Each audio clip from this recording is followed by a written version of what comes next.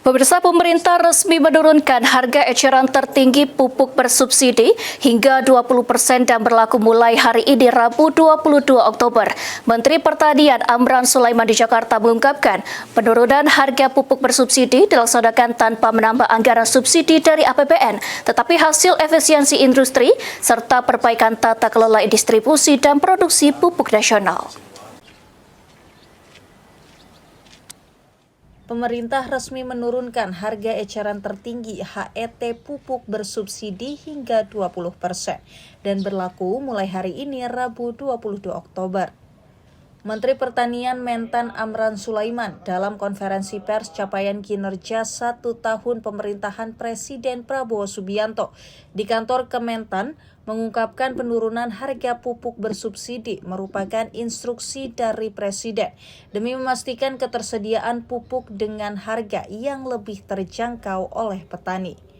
Mentan Amran mengklaim penurunan harga pupuk bersubsidi merupakan kebijakan bersejarah di sektor pertanian Indonesia dan dilaksanakan tanpa menambah anggaran subsidi dari APBN, tetapi hasil efisiensi dan perbaikan dalam tata kelola distribusi dan produksi pupuk nasional.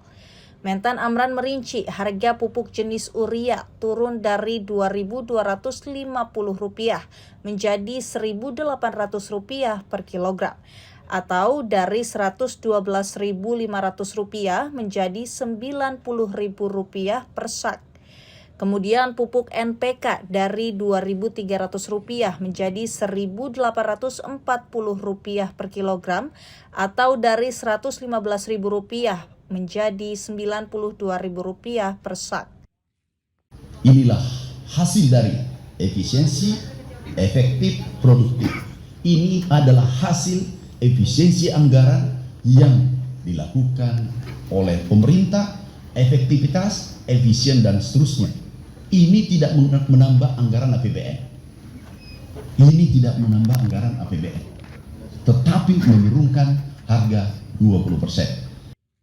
Mentan Amran juga menegaskan pihaknya akan menindak tegas penyalahgunaan pupuk bersubsidi dengan mengenakan sanksi pencabutan izin usaha serta proses hukum pidana sesuai Undang-Undang Nomor 7 Tahun 2014 tentang perdagangan dengan ancaman hukuman maksimal 5 tahun penjara dan denda hingga Rp5 miliar.